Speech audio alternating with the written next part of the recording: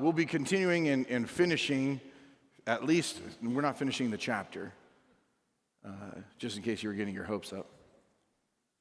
But we will be, thank you, Marcus, feel a little bit more safe and secure in this one.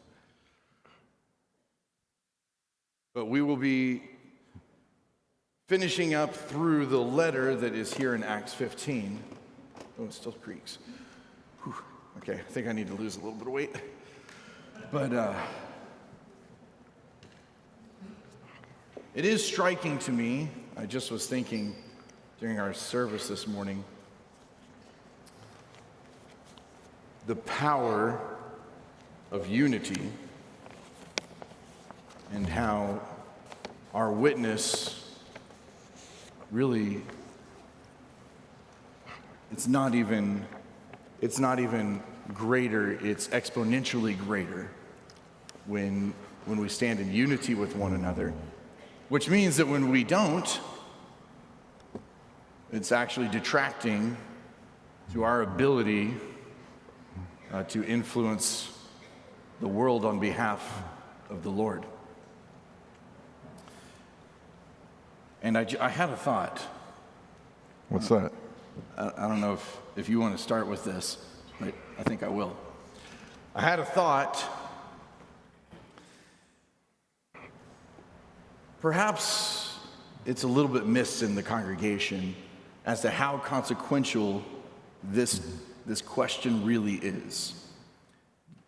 Because I don't know, I'm not going to take a poll, but I don't think if I took a poll, I don't think there'd be very many hands that would go up if I said, how many of you believe you have to be circumcised to be saved? Like, I think it's a question that is actually no longer relevant in the body of Messiah today. I think it's the opposite, and we've talked about that. I think so the opposite, if it was physically possible, is you must be uncircumcised to be saved. That is the opposite, but I thought of one that I could step on some toes. Oh. Go for it. And that would be if you, I'm stepping on toes, and I know it. That would be if I walked into a charismatic church today and said, do you have to speak in tongues to be saved? I think that would be a comparable question. Probably it depends on the church. Well, no, that's why I qualified with a charismatic church. Yeah. I think that's a comparable question. Maybe it doesn't have the magnitude because charismatic Christianity isn't as big. And we're talking here about all of the followers of Yeshua at this point. And charismatic Christianity doesn't represent that much. But I think it's a similar situation that there are some who place their limitation for being saved or salvation in terms of, or do you speak in tongues? Even today. I don't know. I just thought I would open it up with a bomb. If I respond to that, then we're not going to get on target here. Okay, so we better get on target. So here, just as a reminder for all of us, we are in Acts 15. So what are we going to talk about today?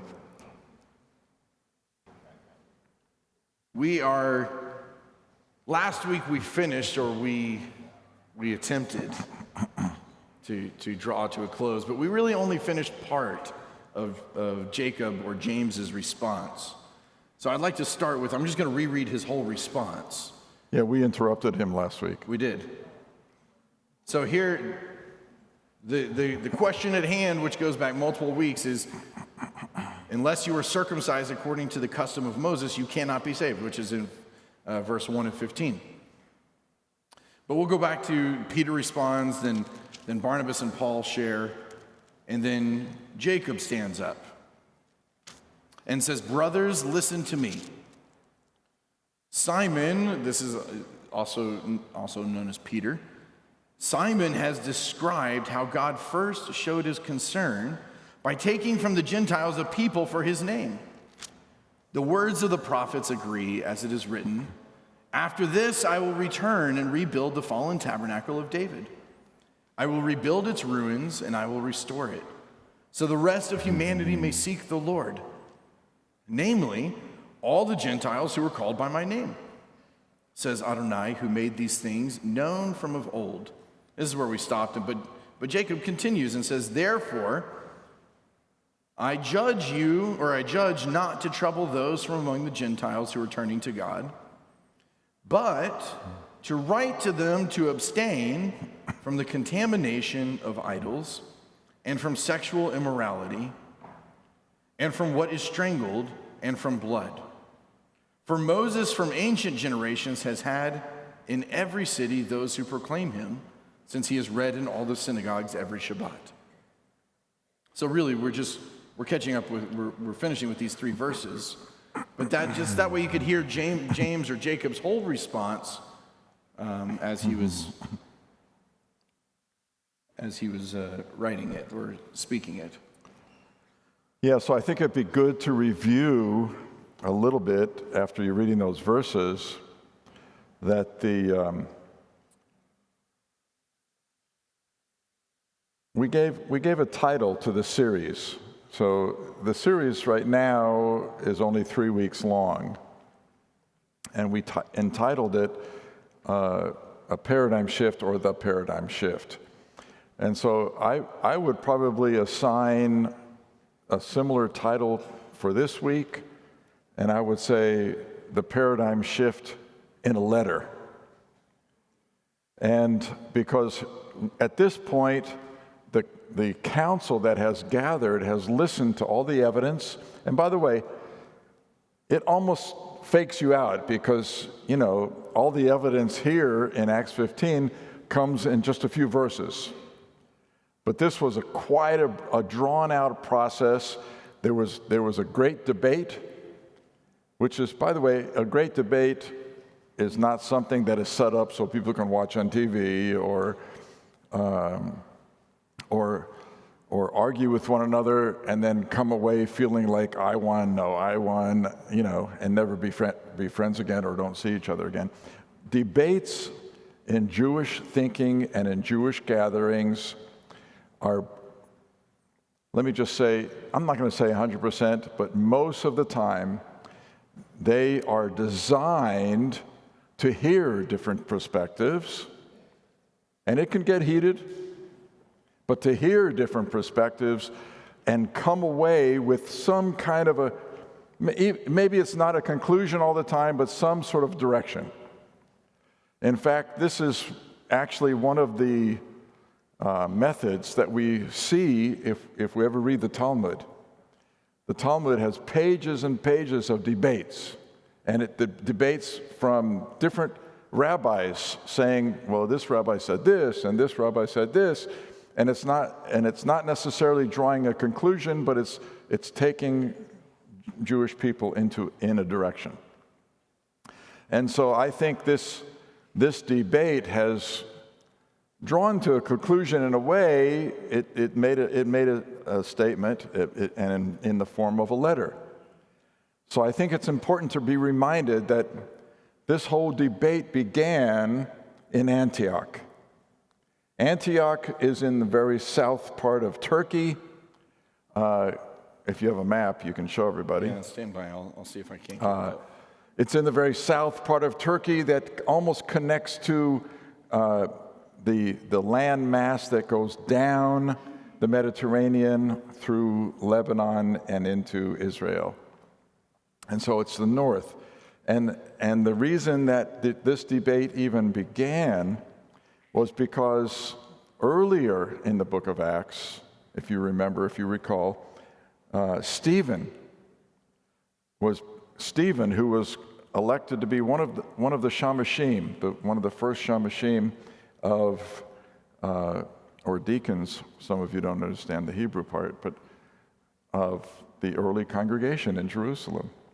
And so he was particularly endowed with a gift of evangelism. So he was standing up and evangelizing, and he was arrested for evangelizing, and then he began to evangelize the court, those who were, the judges who were listening to him, and he did it as a defense. But in the end, they took him out and stoned him, and the person that resided over the stoning was none other than the man we call today the Apostle Paul. So the Apostle Paul was residing over Stephen's stoning and death. He was really against the believers. This is so, I say this every time, but it's so, maybe so typical of God, but so uncanny for us. Here is somebody who is completely against Yeshua, completely against his followers, and persecutes them, etc. And then all of a sudden, bam, meets the Lord on the road going to persecute the Jewish believers in Damascus, and God meets him on the road. Yeshua meets him on the road. I have a map if you want to. Yeah. It took me a minute. Yeah.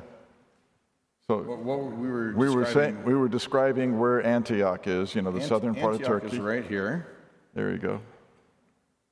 And then it goes down from there. Oh yeah, I actually have that map.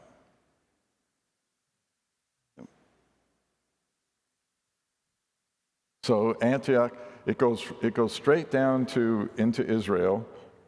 So there's a road, there's a road that goes north and south. And so after the persecution after the death of Stephen, Jewish believers were persecuted.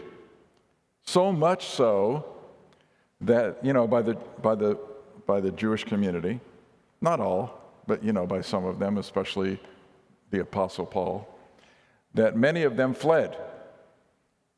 Many of them fled, and I'm not sure they only fled out of fear, but the Lord squeezes us sometimes like toothpaste out of a tube, if you can get that illustration. And so sometimes persecution squeezes the tube and toothpaste comes out. Well, believers come out, and they come out with a purpose, and they carry the word of the Lord with them, and they began to go into other countries. They left Israel, continuing to go north, and then scatter into different countries. We talked about this already. And they spoke only to Jews, but they spoke the good news of Yeshua, and many Jews came to believe. And then finally, a number of them ended up in this place called Antioch. Today in southern Turkey, it's called Antiochus.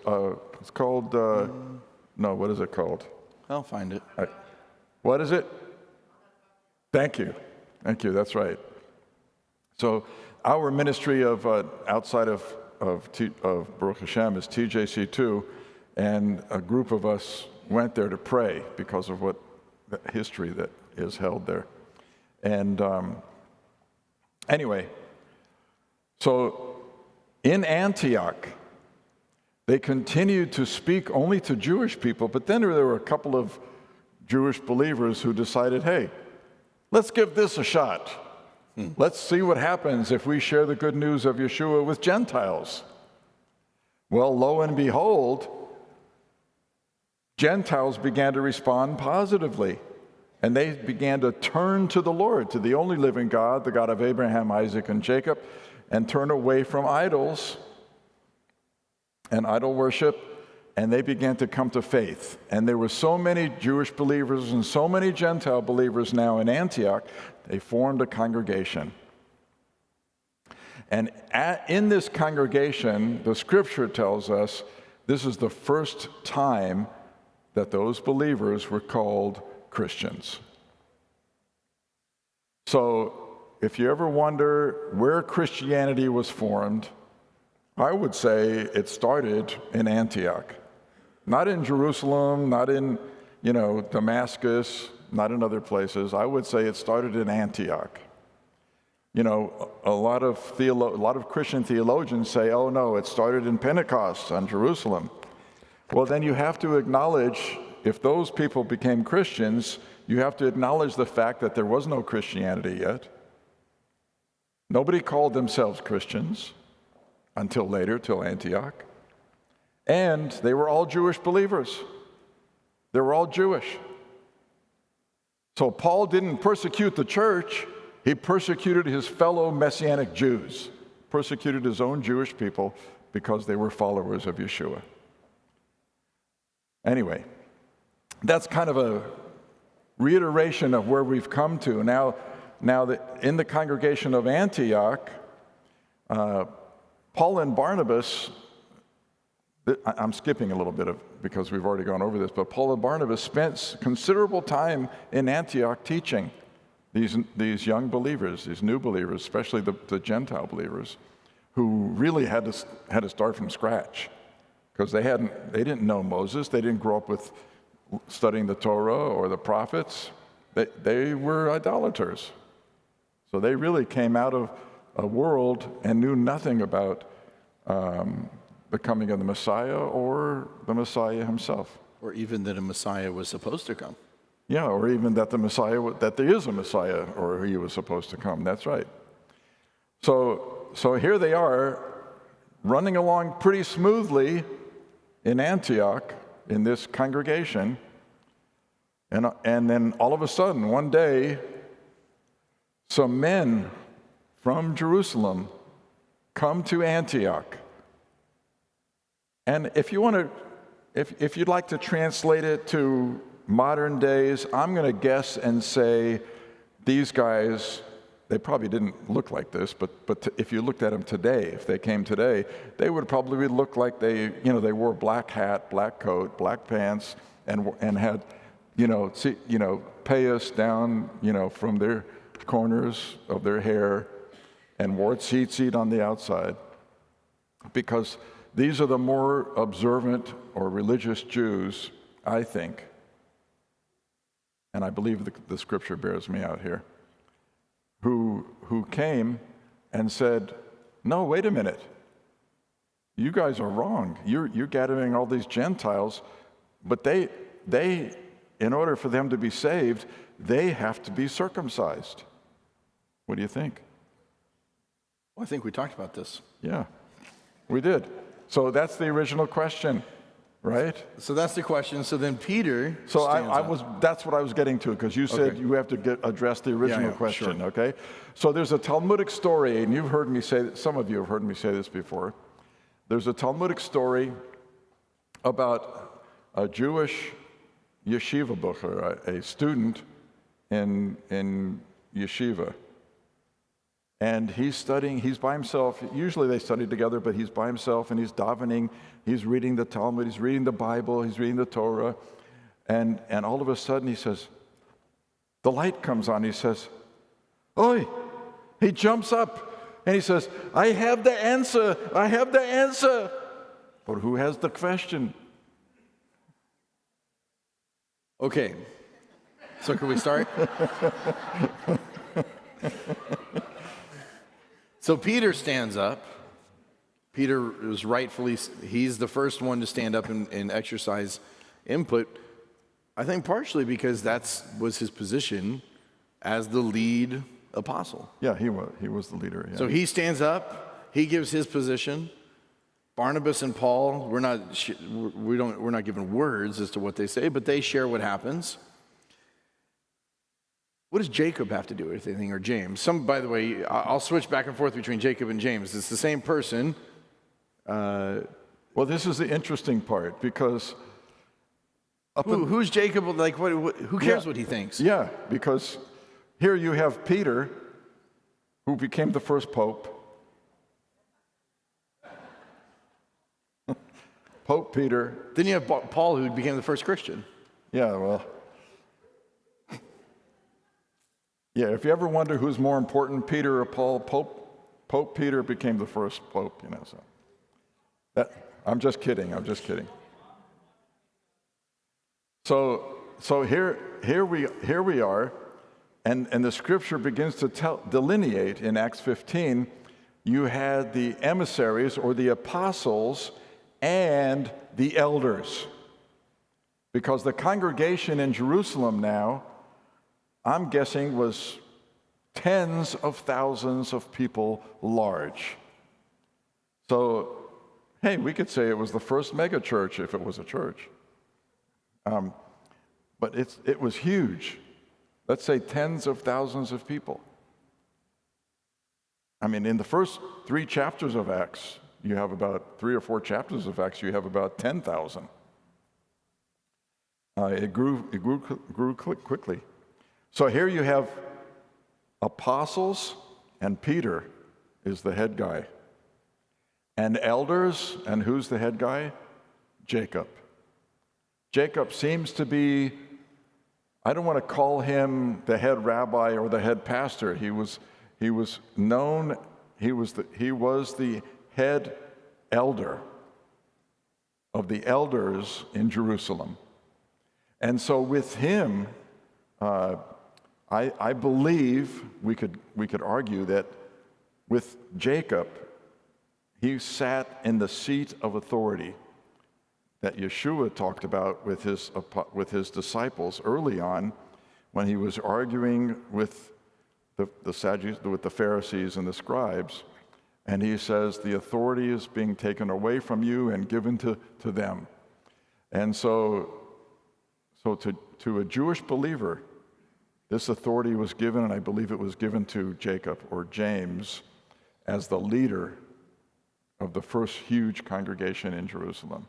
I think it's probably an important thing to note. This is Jacob, who's Yeshua's little brother. We had a conversation about this. Both of us are the only boys in our families. So we've never lived in a family with multiple boys, but I have seen families with multiple boys and how, there's the olders and the youngers, and there's some friction in between, perhaps. Well, look at, if you ever read John chapter 7, you'll see that during Sukkot, all of the boys, Yeshua's younger brothers. all of Yeshua's younger brothers, were getting ready to go up to Jerusalem to celebrate Sukkot. And they turn to him. Probably Jacob turns to him out of all the brothers, because he may be the oldest of the younger brothers. But all of the brothers turn to him and they say, "Hey, why aren't you going up with us?"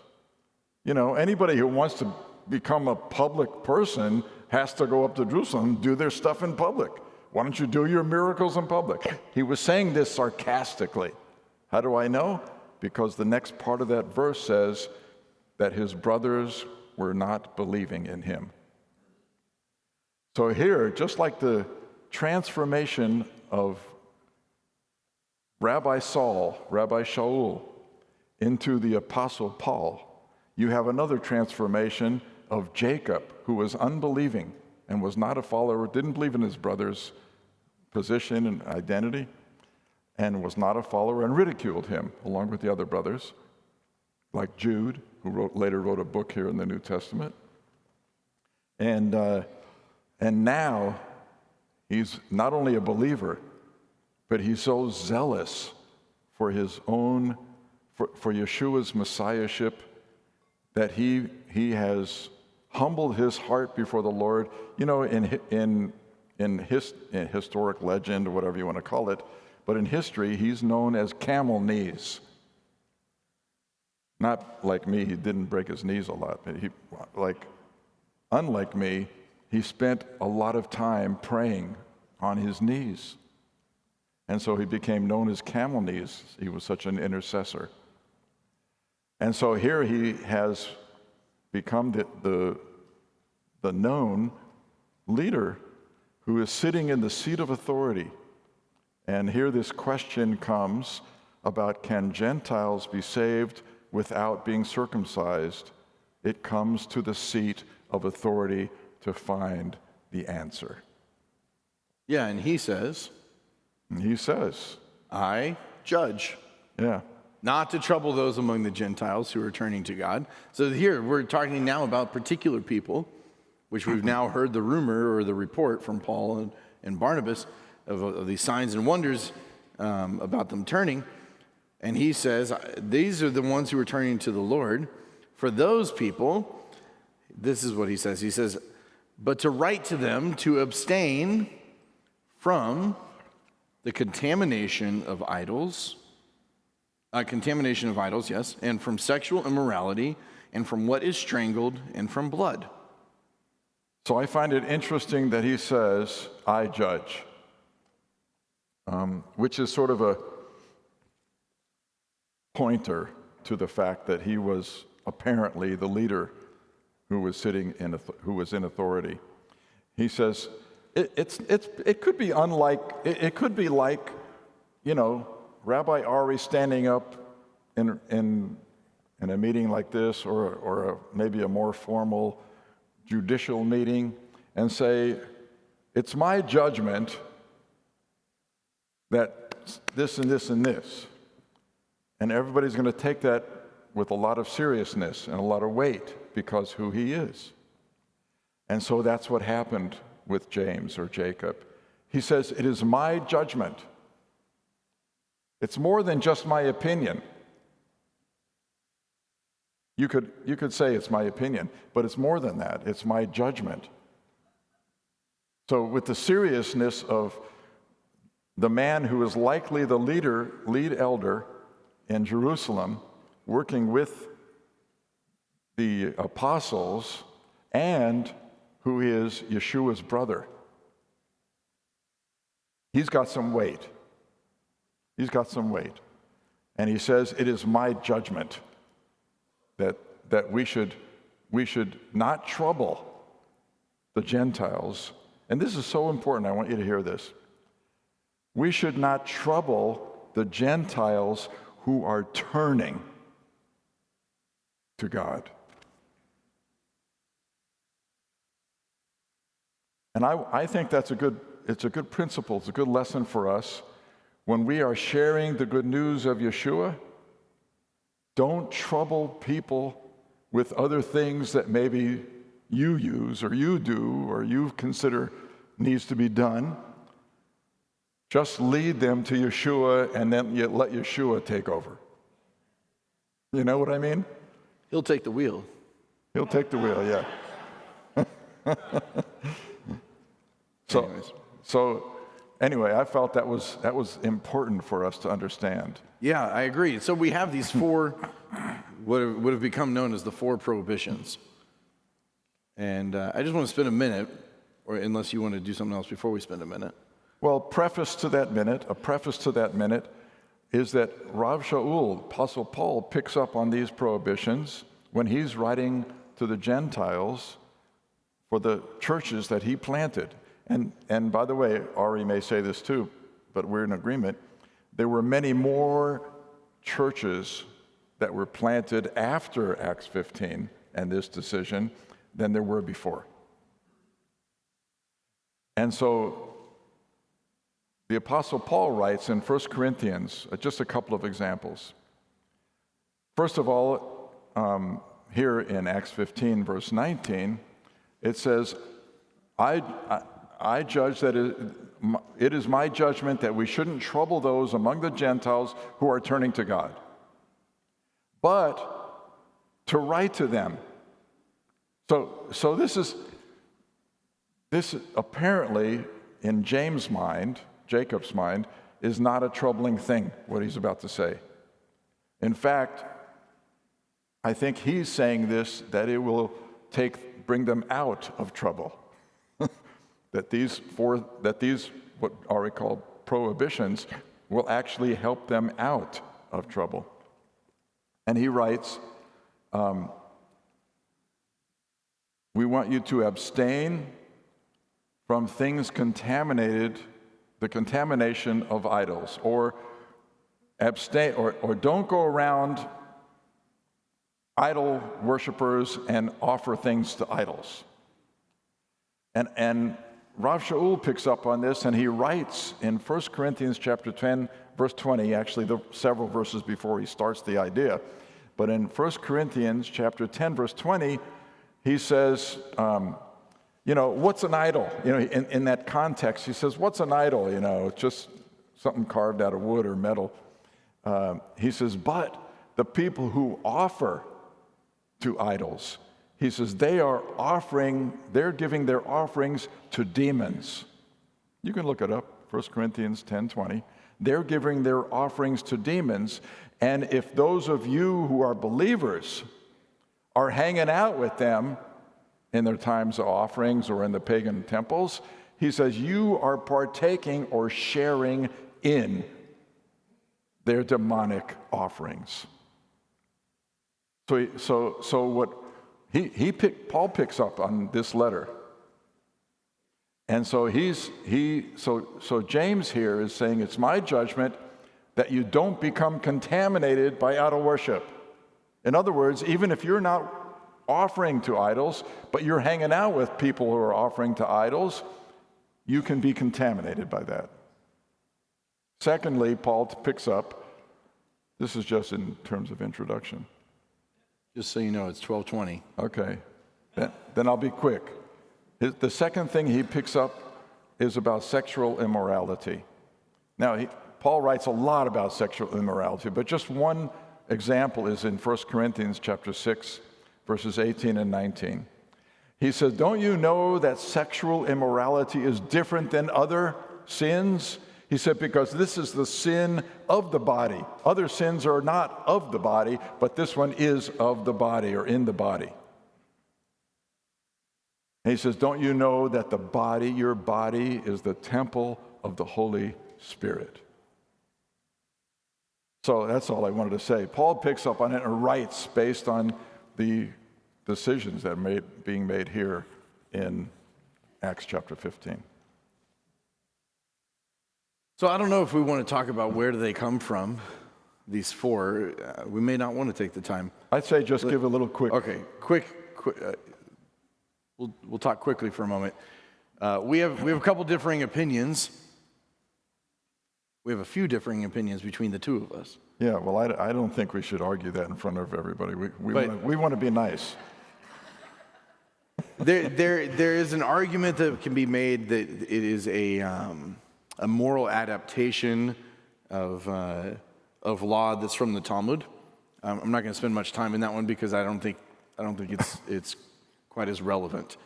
There's an argument that can be made that these four are elements that are involved in pagan worship. And so we want to abstain from things, for what you just said, from connecting to pagan worship, because are they anything? No, they're not. The idols are nothing, but they're worshiping demons that are standing in opposition to God, and therefore when we partake in that, it puts us into opposition with the Lord. That's a position. There is another position which I find quite fascinating, and you'll learn is my position. I say that. I think there's some validity to all of these. Actually, it was Moses' position. It was Moses' position. Because Moses is read in the synagogue every Shabbat. That's right. So there's a position which says that these four come from Leviticus 17 and 18. And they're... So if I can interrupt. Sure. Leviticus 17, 18, and 19. Well, the whole book of Leviticus, you could say, is a book of holiness. And the center of the book of 18 takes place in these two parashot, which you can talk about. But I want to just say what Ari is about to say, what Rabbi Ari is about to bring up from Leviticus 17 and 18, and I would add 19, they all focus on holiness, on the holiness of God, and because of God's holiness, the holiness of his people. So here they are in Leviticus, and they're even in the same order, by the way, that they are presented in the letter. They're not in the same order that James says them, but they're in the same order that they're presented in the letter. It starts with idol worship, and by the way, in 17 and 18, these laws that I'm going to mention are not for the people of Israel. These are for the sojourners that dwell among the people of Israel. Who are Gentiles. Who are Gentiles. But they dwell among the people of Israel in peace and good relation, we can call it that way. Yeah. With the Jewish people. We can just say they're pro-Israel people. Yeah, they're pro-Israel. Pro-Israel sojourners. That's right, living in the land with Israel. Yeah. So in 17, 8 and verses 8 and 9, I'm not going to go read the verses, but it references idol worship. In 17, 10 through 12, it talks about eating blood, or the prohibition against eating blood. All of these are, by the way, are prohibitions, not you should do these things, but you should not do these things. The one that it's a little bit of a stretch is in Jacob's list. It says from what is strangled. In Leviticus, it talks about something that dies naturally, where the blood isn't drained. And so those, I equate those and make them relatively similar. And then all of 18 lists relationships that are considered to be sexual immorality. And then at the end of all of it, this is the part that I will read. At the end of all of it, Leviticus 18.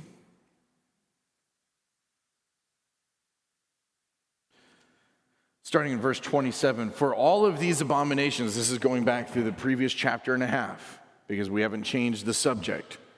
But in that previous chapter and a half, for all of these abominations were done by the men of the land who were before you, and the land became defiled.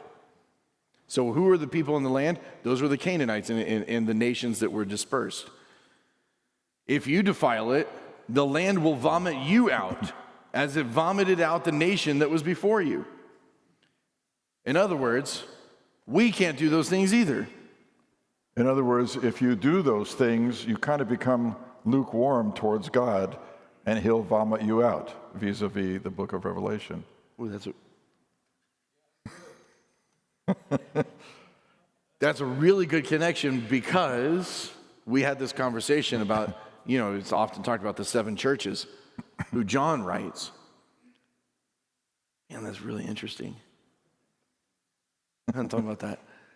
Okay, well, more than half of those churches, by the way, their problem that John lists is here in the list of prohibitions in Acts 15. And you can make an argument that all of them, through a connection, is because they've gone beyond what Acts 15 lists. But I think that's a discussion for another day. So may I insert a parenthetical thought? Here's a parenthesis. The reason we call this, or have called these series of messages, the paradigm shift, it becomes obvious, but let me just reiterate. It's the paradigm shift because now Jewish leaders are taking what was completely and solely belonging to Israel and to the Jews, and not only giving them or applying them to Gentiles who live among them, but now taking them to Gentiles that live everywhere who have turned to God. Yes, I think so. I'm going to take your parenthetical and I'm going to put my own parenthetical, which is the list is nothing new. The list predates the existence of Israel in the land. Why? Because Canaan lived in the land before Israel, and they were vomited out for these very reasons. So the list already exists, and here they're just capturing the list and saying, we're just going to apply this now from beyond the land of Canaan to other lands. Okay, that's the shift. I don't want to water down the idea of vomit. Excuse me for being gross. But God doesn't vomit out the pagans. He vomits out the believers who are acting like pagans, who are doing pagan things. The people who have never turned to him, he rejects them. Yeah, you switched the subject, though. I'm talking about the land vomiting. Okay, the land. The land vomited. All right. Okay. The land vomited. Okay. Okay. So now we got to move quick. Getting a little far afield. Okay, verse 21. Now Jacob is still teaching. He continues the thought. He lists the 4 prohibitions, and then he says, "For Moses from ancient generations has had in every city those who proclaim him, since he is read in all the synagogues every Shabbat." So this is the sometimes controversial verse. Of course. Why did James insert that into his speech? Why, what was he meaning? All of a sudden, he's in a circle of Jewish people. As far as I can tell, there are no Gentiles in this group. just Jewish people. I mean, maybe there are a couple from Antioch who came with them, but And the text doesn't say it. It says they delegated Paul and Barnabas to go. So apparently it's all Jewish people, and now he's speaking. He's inserting this verse, but he's speaking it still. It is my judgment, and then he says, "Look, don't do this, don't do that, don't do this, don't do that." Hey, anyway, Moses is taught from ancient times, ancient generations. What does that mean? Yeah, so I've heard this verse applied a few times to say, yeah, they don't have to be circumcised. They could start with these 4, but in the end, they're going to end up to that point because they're going to go to all the synagogues in the nations, and they're going to go learn what Moses read, what Moses wrote. Okay, which so to me is a misapplication of the verse. But so here's one idea. I mean, there are many people have ideas about this. Some people believe that what you just said. Let's take a baby step. Moses is taught in all the synagogues anyway. So let's just give them a little bit, just 4 prohibitions, instead of the whole 360 plus 613 laws that, was calculated later on, not at this point, but instead of giving the Gentiles the burden of the whole Megillah, let's just give them 4 things, because those 4 things have become so loved that the rest of it will begin to grow on them. And eventually they'll become like us. But I don't believe that. I don't agree with that. In fact, when I think about how this was done in a private setting only among Jews, and it was not written. This is just right now, just what James is saying in public. This is part of the debate. The letter that was written as a result of this debate does not include James' thought about Moses' writings from ancient days, and it's read in all the synagogues on Shabbat. That's nowhere found in the letter that was actually sent to the churches. So it could be actually that he's making an internal comment in this discussion that actually has no bearing on no bearing for the outward movement of the letter. I think there's a little bit of bearing. Or maybe not bearing. Maybe that's the wrong word. But okay, application. There are a couple of applications that I see. One, I believe James, because there are Jews. Obviously, there are Jews there in this circle during the council who are threatened by Gentiles coming to faith and not being circumcised and converting to Judaism. So they're threatened because, wait a minute, they're going to take our Messiah and it's not going to be the same as how we relate to our Messiah. Right, and I think you talked about this a week or two ago. How many more from the nations are there than there are from the Jewish people? Yeah. So if it goes to a particular point... Well, if everybody in the world got saved, it could be all Jewish. The whole world. Anyway, that's not the way it's supposed to be. In fact, I love to think about going back all the way to the beginning in Genesis and see how God created man after his own image. And then he said, God says man is not complete. He needs someone to come alongside him and be with him as a partner. And so he took a rib from him, and I'm not ribbing you, but he took a rib from a man. This is the first surgery, by the way, in Scripture. He put the man to sleep, Adam. He took a rib out and formed that rib into a woman. And when Adam woke up, he said, "Whoa, man." He didn't speak English, Dad. He went, "Ish, ah." Yeah.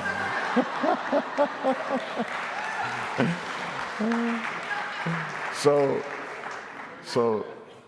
They both mean the same thing, right? Woman and Isha means woman. And so I want to say that God delighted at that moment, delighted in the differences between a man and a woman. And I want to say further than that, Adam also delighted in the difference. And I suppose that Eve also delighted in the difference. But it didn't stop, the differences didn't stop them from becoming one, right? It became a mutual blessing. The two of them were incomplete until they came together and it formed something that became a mutual blessing. So you're telling me this is the reason I like to go to a barbecue restaurant and order a side of ribs, a side of beef ribs. Okay. Getting off track here. A lot of ribs. You mentioned actually that there was a prophetic application for this verse that Moses is taught. Yeah, that's true. In all of the synagogues around the world.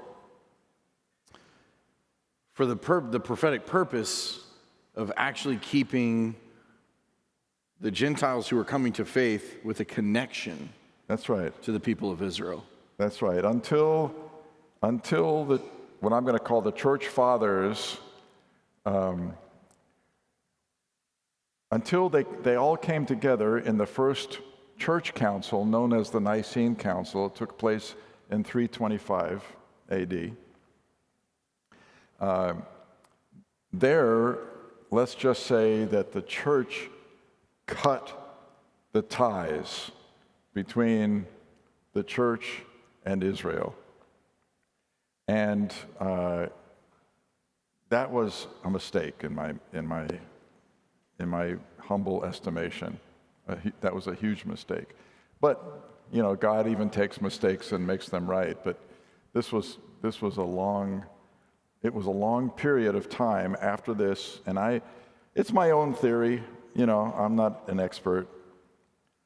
I'm not a scholar, and I'm not a professional historian, even though I like to study history. But it looks to me like from about 325, when these decisions were made at the Nicene Council for the next 1,000 years, which many people call the Dark Ages, that the church really stumbled and lived in a very difficult time. Not from the outside, from the inside, creating a very difficult time. And I think my theory is because they officially separated themselves from Israel and even cursed Israel. Many church fathers even cursed the Jews and cursed Israel. However, that's another story. But I think we can bear this out by Acts chapter 21, when Paul comes back to Jerusalem after his second journey, planting Gentile churches around the nations. He comes back, and James again approaches him, Jacob, who's still there, the leader of the congregation in Jerusalem. He approaches Paul, and he says, "Look, Paul, people here are hearing rumors about you saying that you are telling Jews that they don't have to circumcise their children anymore." And James says, "Well, look, we wrote this letter that gave these 4 prohibitions and said Gentiles you can go ahead and circumcise, but that had nothing to do with Jewish application. That was Gentile application." And he says, "So prove this to everyone here, all the believers here, all the Jewish believers here in Jerusalem. We want you to prove to them that the rumors are not true.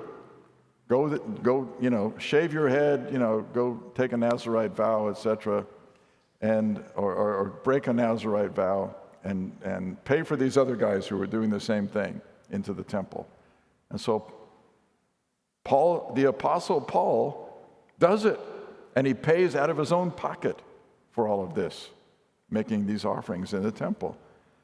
And I don't know why, but some Christian theologians seem to think that Paul was strong-armed to do this. Let me tell you, Paul survived stonings and killing, almost killings, or maybe he died once and came back. But he has survived shipwrecks. He survived all this stuff that was against him. And you're going to tell me that he gets with James, and James is able to strong-arm him, especially after the letter was sent out and Paul was part of it? No. Paul did not teach the Jewish people to stop circumcising their children. No, not at all. And he wanted to prove that to all the Jewish believers in Jerusalem, so he followed through with it. So in Acts chapter 21, I think we can apply Acts 21 to Acts 15 and say this: James made that statement.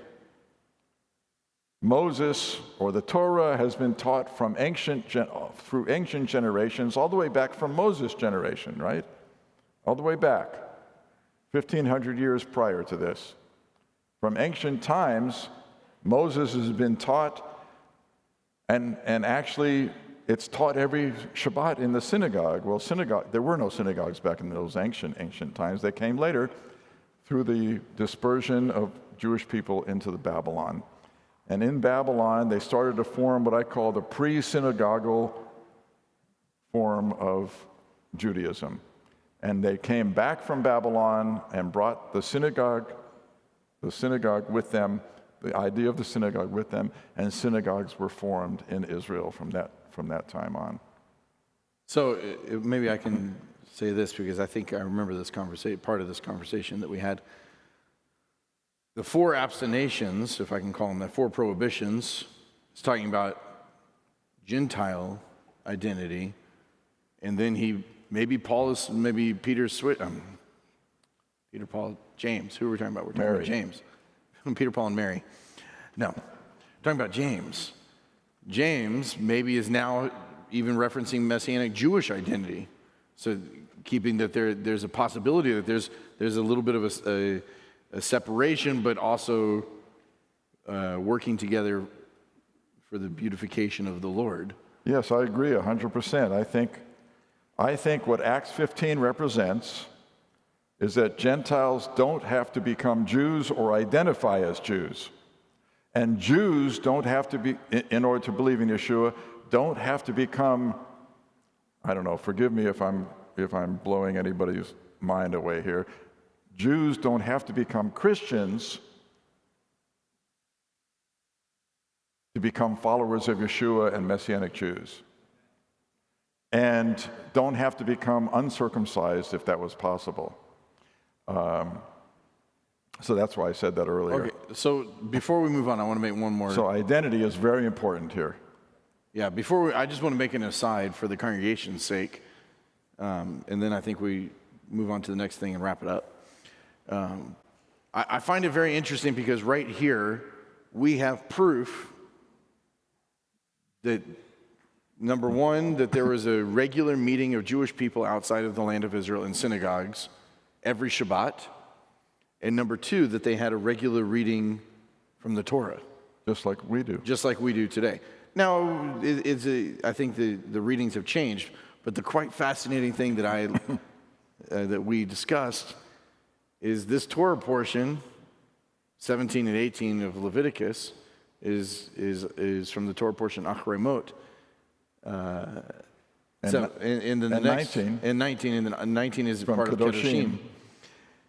It's quite fascinating that the Haftorah portion, at least in our modern reading, is from Amos 9, 11, and 12, which is what James just quoted. That's right. So I don't know. To me, it's quite fascinating that there's a connection even in our modern reading. Not that the schedule would have been the same back then. Okay, we got to speed up a little bit. All right, let's go. So here now we're continuing on. We've done 2 verses, by the way. So I'd like to say this, because we haven't. I don't want it to sound like Jewish people should stay away from Moses or the Torah. No, not at all. The opposite of that. I think in a sense this sentence that James says Moses is taught from ancient generations means that it's been taught. It's going to continue to be taught. And as you mentioned earlier, it will provide a foundational teaching connection to believers who are not Jewish to remain in good standing with Jewish people and with Israel and with the Torah. It has nothing to do with salvation. Salvation, Jewish people and Gentiles are saved the very exact same way. That's what was said earlier. Sure. In earlier when Peter spoke, and also by James. Okay, so we move on. Are we moving on? Yeah, well, I just wanted to say, Gentiles can continue to learn from Torah, but you don't have to become Jewish. Okay, is that simple enough? I don't know. Sure. Okay. So we continued on, and it says, Then it seemed good to the emissaries and the elders, with the whole community, to choose men from among them. This is Acts 15:22. To choose men from among themselves to send to Antioch with Paul and Barnabas. They sent Judah, also called Barsabbas, and Silas, leading men from among the brethren, and this letter along with them. So I think, obviously, we have leading men, Judah and Silas, seem to be very prominent in the community. Maybe it could be Shamashim. We could put in our own context. Maybe elders. Could be an elder or a shamash as a representative of the community. And then the letter is this. The emissaries and the elders, your brothers. To the Gentile brothers of Antioch, Syria, and Cilicia, greetings. Okay, I want to pause there. We didn't talk about this part. Joshua, can you flip me back to the map for a second? The area that we're talking about, that this letter is going to, is Antioch, Syria, and Cilicia. It is,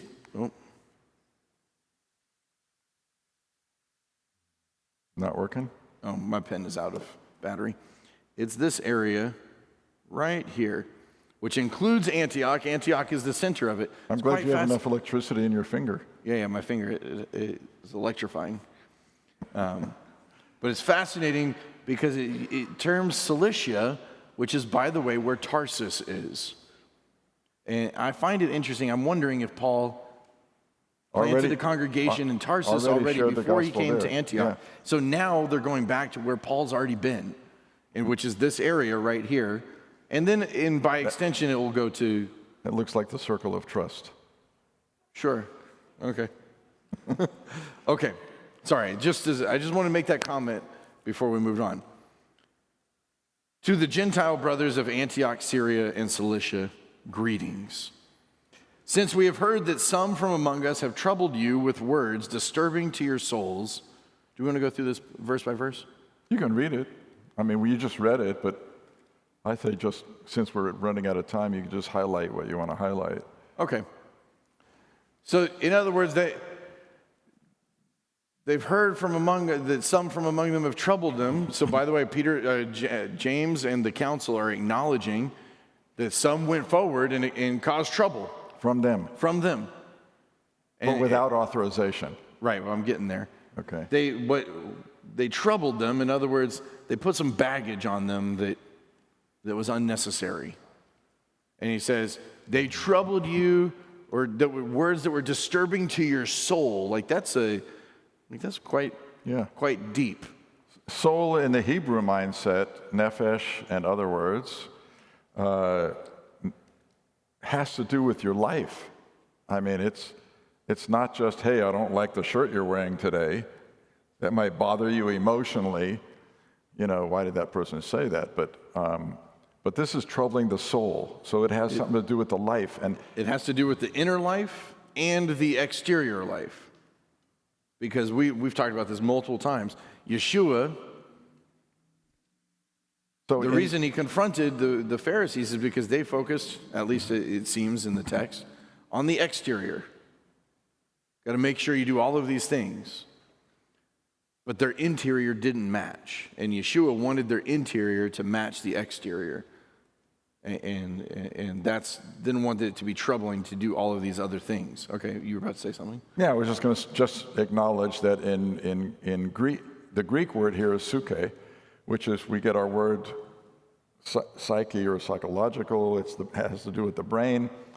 But in a Hebrew context, which sometimes is more holistic than Greek thinking, it's not just a change of your brain, but it affects everything inside. You know, God looks at the heart, not just the outside. Okay, so disturbing to with words disturbing to your soul, and then now this is what James says. Although we gave them no such authorization, it seemed good to us. You want to?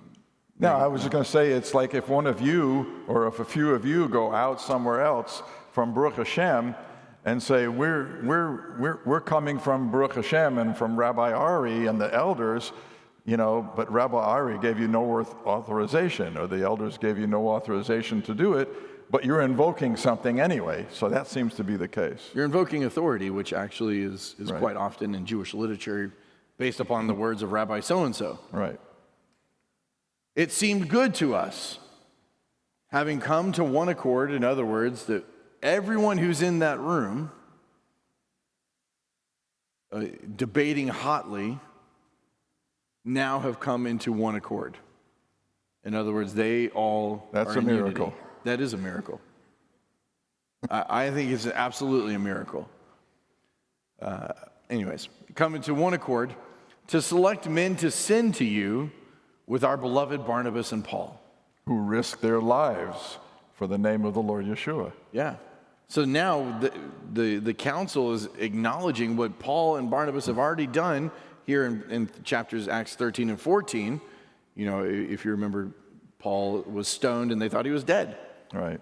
So they've been risking their lives sharing with Gentiles about Yeshua the Messiah. So here's an acknowledgement. We therefore send to you Judah and Silas.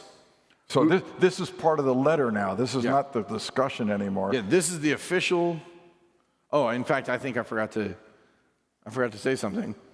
The "it seemed good to us," by the way, is a Hebrew idiom. It's a Hebrew idiom, which is like a halachic ruling, or it's a judgment. We find it good, and this is what we're gonna do. This is how we're gonna live our lives moving forward. So this letter was actually official. It was legal, it was binding to the believers.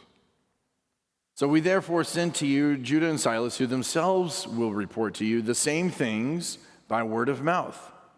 Why are they sending two people? I don't know, to me it seems you take the witness of two people in the Torah is a pretty standard practice. Yes, and I would want to point out in the letter, they said, here's this letter, but also we're sending the two people to confirm everything by mouth, orally. So that you have the written letter and you have the oral letter. Yeah, that's good. So now it's quite fascinating to me. I just want to note, we've had this discussion, so I'm noting it for you guys. Nowhere in the previous part of Acts 15 do we see them praying. Do we see them asking for the Lord's guidance? I'm not saying that they didn't, but it's not noted in the text. But here, the letter says, it seemed good to the Ruach HaKodesh and to us.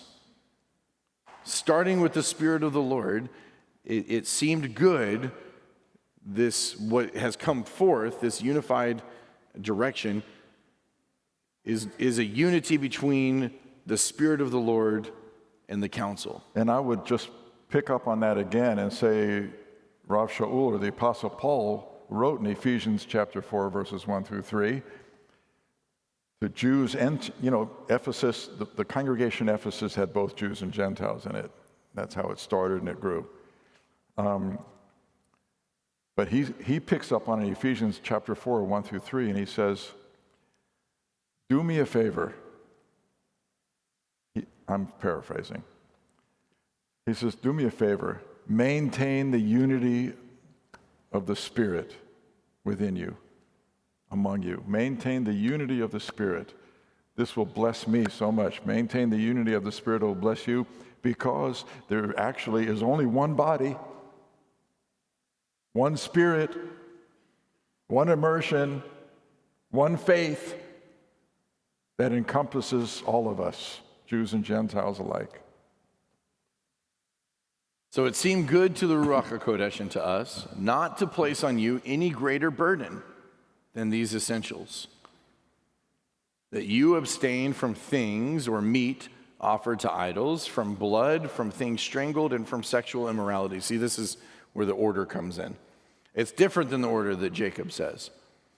This order is more reflective of Leviticus. Actually, in our conversation, my dad made it. You make the comment now. Yeah, I think after the discussion and debate and the suggestions, the strong judgment of Jacob or James, which they took seriously.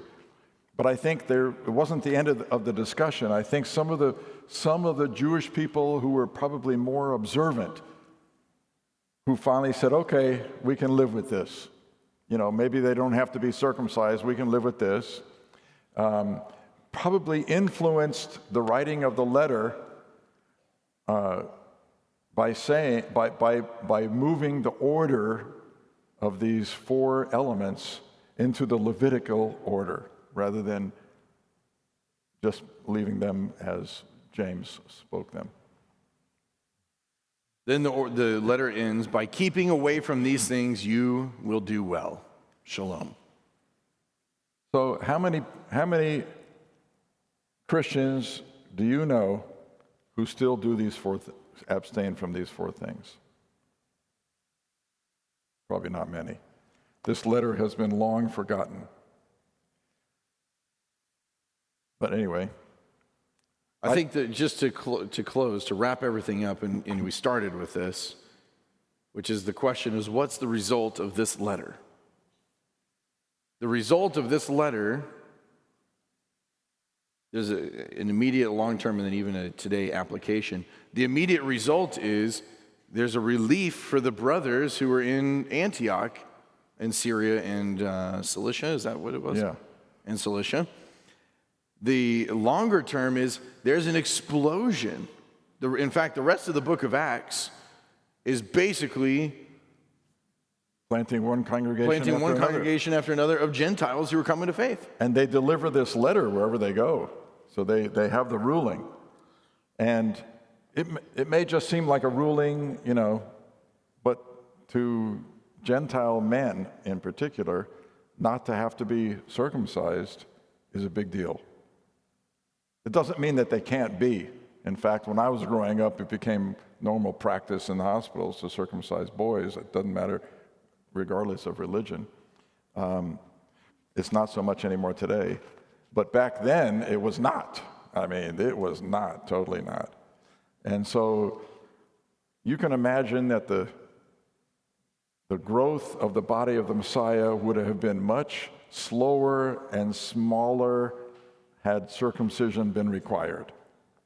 You're going to think, you're 40, 50 years old, you're going to think twice before you say, oh, do I really want to believe in this thing? I have to have an operation. I have to go have surgery. Forgot the knife.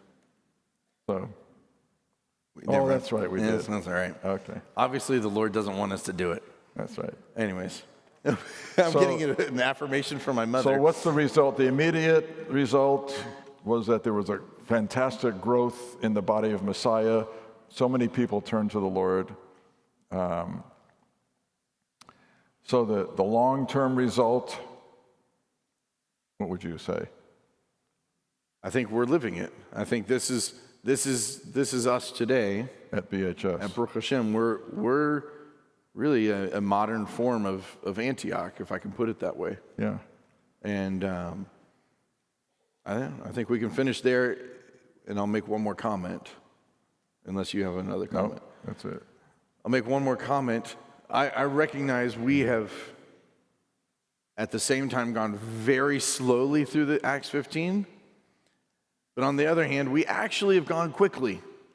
I know it doesn't seem like it, but there's a lot that is, if I could put it this way, a lot of dirt that is left to be turned in the chapter.